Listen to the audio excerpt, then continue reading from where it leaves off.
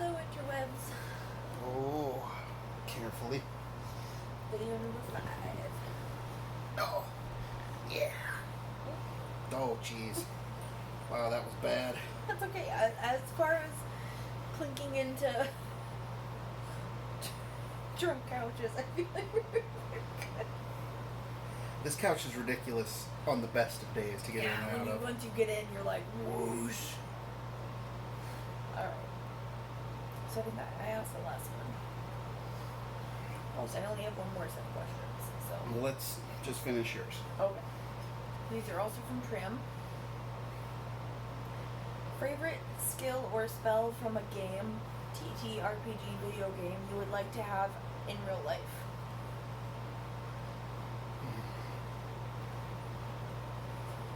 I would love to have the ability to heal people. One of my RPG characters can heal non-traumatic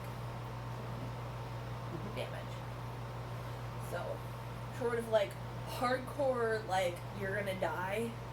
Like my character can heal. You know what? I don't know. I think I'd honestly. That's hard because like I'd love to be able to heal people, but also being able to like communicate with animals. Yeah, I'm gonna have to go with that one. Sorry, people who are in pain. Well, I'm gonna be terrible and go with the D&D 3.5 Wish, which lets me do so much. What does that mean? It's a spell from D&D, and basically it can emulate most other spells and also do other things because high-level magic, it's broken. Alright, so this one's a two-parter. Same question for adult after dark activities. So a skill or a spell that you would like to have in real life. I mean, maybe not for personal use, but Evard's Black Tentacles could have a lot of people lining up at the door, so to speak. I would take Drake's flesh power to, like, just be able to be like, boom. Enhance nerve sensitivity. Boom, you full of pleasure. Yeah, enhance nerve sensitivity. I would love to be able to, like, I mean, not that I can't do that on my own. You know, teasing, drying up, you know, but like, if I could just be like, boom, you on the edge of orgasm. Like, all your nerve endings are like, yeah. Like, That's some good stuff. I'd love to be able to do that to partners. Okay. This is from Anonymous. What is your favorite book to read? Ooh.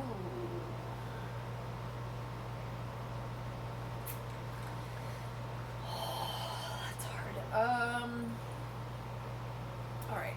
I'm gonna go to my favorite childhood book that I could read over and over and over and over and over, and I never get sick of it. It is called The Witch of Blackbird Pond. It's about this girl who was raised in Jamaica during like the Puritan era, and her uncle dies, and the only family she has is in colonial America, and so she's used to, you know, Jamaica, where she can, like, you know, she learned to swim, which in like Witch Hunt America was like a huge big deal. And she could read, and she was teaching other little girls to read, and they were like, oh, she's a witch, and it was, you know, it was a fantastic book about, like, you know, a girl who had been fabulous in regular society, and then when she went to crazy Christian crap people, it was like, oh, you're a witch, and she was like, no, I'm just trying to teach girls to read, and, yeah. That is my all-time, like, I could never, ever get tired of reading that book, is The Witch of Blackbird Pond. Fellowship of the Ring. I mean, That's my if we're gonna be real honest, The Lord of the Rings is one book. So, gets you a lot of reading material at the very least. Yeah, so I'm almost so funny story. So I've seen all the movies, but I've never actually read all of the Tolkien books. So I am almost finished with The Hobbit, and the next one is Lord of the Rings that I'm going to read. Which I'm really, honestly, I was more excited about those three. It's been really interesting reading The Hobbit, you know, comparing it to the movie. So. No comment. I mean, obviously the book is better. I mean, obviously. And there's, like, so many things that I'm like, why would you change that? But. That's a good question. It's a very good question. That's a very good question. Alright. Alright, we have several from Grimdark Paw Prints again. Hi, Lottie. What is the last movie you watched, and would you recommend it? Someone amazing purchased Black Widow today, so we can watch Premier it. Access Disney Plus. So we watched Black Widow, and it was really good. I would highly recommend Yes, it. definitely recommend. Won't give anything away because obviously it's the I first mean, day it it's takes been out. place in between something Civil in Endgame. War Civil War and and- Endgame. Yeah, that's it. That's the only spoiler you get. I really liked it. And Rachel Weisz, I mean, Yeah. No, I pretty much wanted to fuck her through the whole movie. Not even by Rachel. Yeah, my sexuality is the cast of The Mummy. The cast of the Mummy. And the thing is, like, how long ago was the Mummy, and she still looks the same. Like, the girl is like an immortal. 22 Something. years ago, No. 1999. All right. Well, now I feel really old. Because I was 10. 10. I was 10 when that movie came out. Cue Santa Claus beard gray gif. Oh God. I love my old man. All right. If you Wait, could, wait, hang on back. I was born in '89. You were born in '84. no, 82. No, earlier. '82. Early 82. So, if you could become instantly fluent in any language, what would you pick? Sign language. That's a good one. I used to be fairly fluent. I took 2 years of sign language in high school, but it's, well, as like a dual enrollment thing, high school, college. I mean, like, I took them at the college, but it counted as my foreign language credit. And I was semi-fluent, but it's been, that was 2016, 17, so it's been a minute since I've actively practiced sign language. So, but given the choice, I would love to relearn that.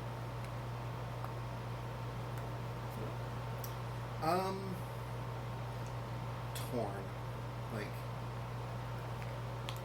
I would actually love to be able to speak Latin, just for the ability to go back and look at texts and various things. So yeah, maybe Latin, just for history purposes. My second choice would be Spanish.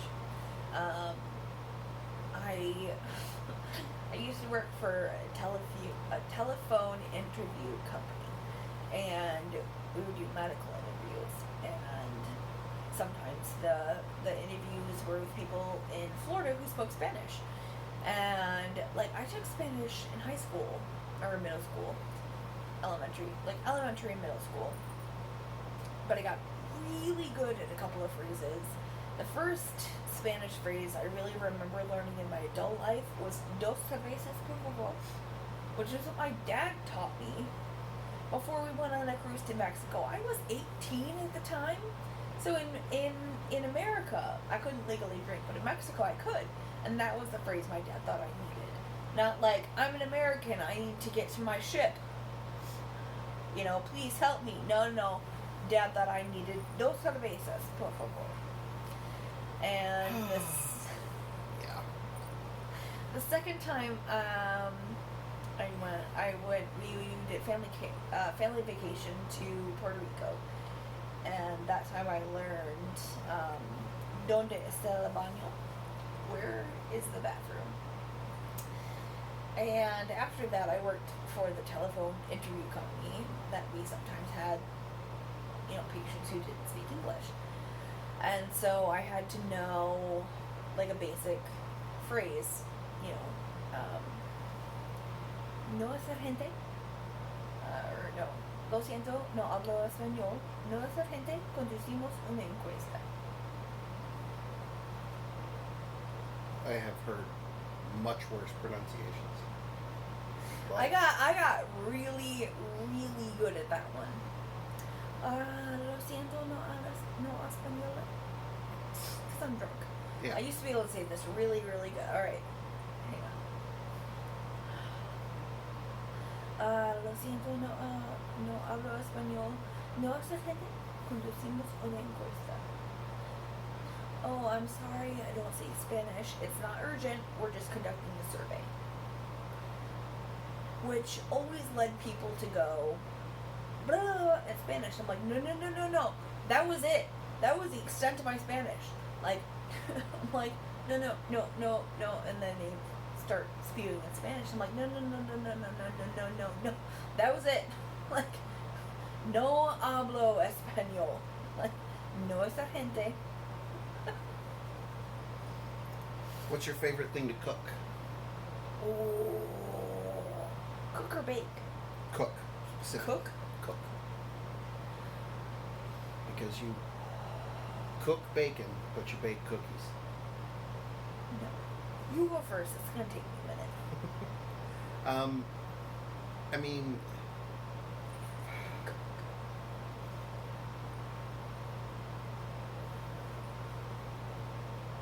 I feel like pasta is a cop-out answer because it's super easy, but it's what I do the most. I do also do the most ghetto peanut sauce. Not peanut sauce. It is a sauce that is flavored with peanut. In a jar. It's not in a jar. The peanut butter is in a jar beforehand. And the sauce comes in what? A pan as I make it? Just make a pan, add peanut butter? No. Peanut butter, sriracha, soy sauce, a couple other spices, a little bit of water to thin it out and make it a sauce. That's acceptable. I said it was That's acceptable. low end. No, that's acceptable. I will take that as a sauce.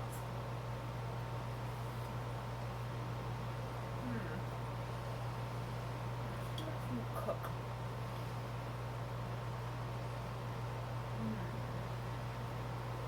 She's ridiculously good at it, so whatever she picks is going to be delicious. It's true.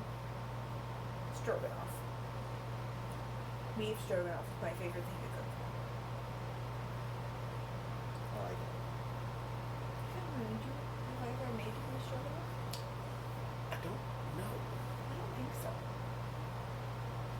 One of these days. Yes. She did make the most decadent fucking beef Wellington.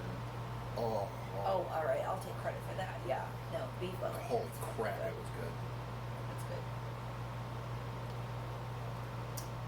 What is your most recent triumphant / badass moment in a tabletop RPG?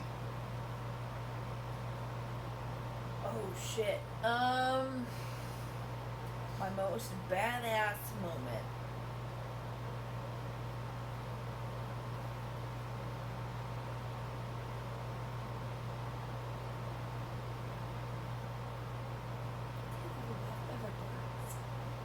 I mean, badass moment. I would. Or triumphant? No, Will wasn't particularly triumphant because Shirley died. Yes, but how many other people were going to get the group to the bottom of the ocean. No, but it's not triumphant. Because Shirley was supposed to live. She gratefully offered her services. Shirley is a sperm whale, by the way. Took us to the bottom of the ocean to get this fucking box. And had every intention of bringing us back to the surface. Except that we didn't know that there was, like, ghost juju down there that turned her into a shark chum. Shirley was a good whale. Moment of silence for Shirley.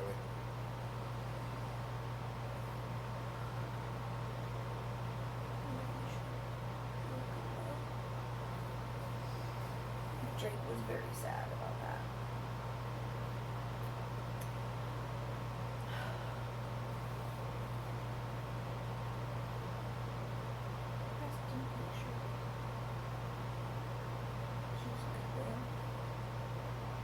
You?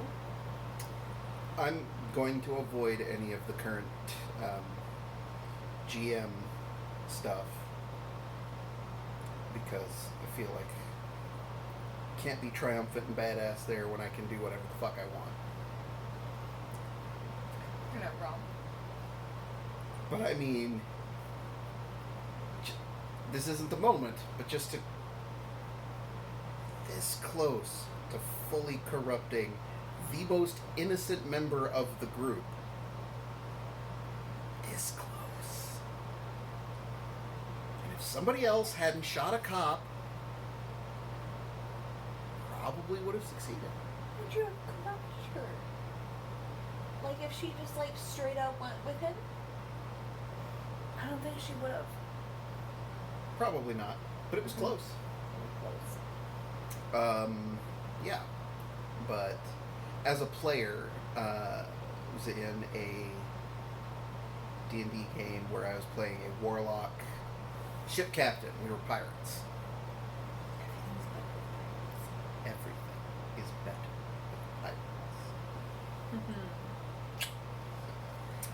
And that would be too. But we escaped. Well, there was this ship that had been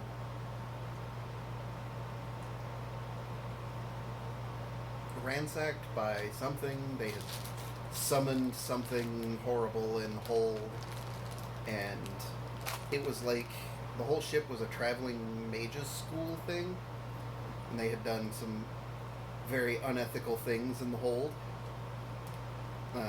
Because, I mean, you can't have a permanent edifice where you're going to do a bunch of unethical shit. People get upset. If you're moving around, they can't find you. Well, we just found it adrift after all of the unethical shit had backfired. And I managed to save everyone on my crew and get some valuable cargo off the other ship before burning it to the water. We did good.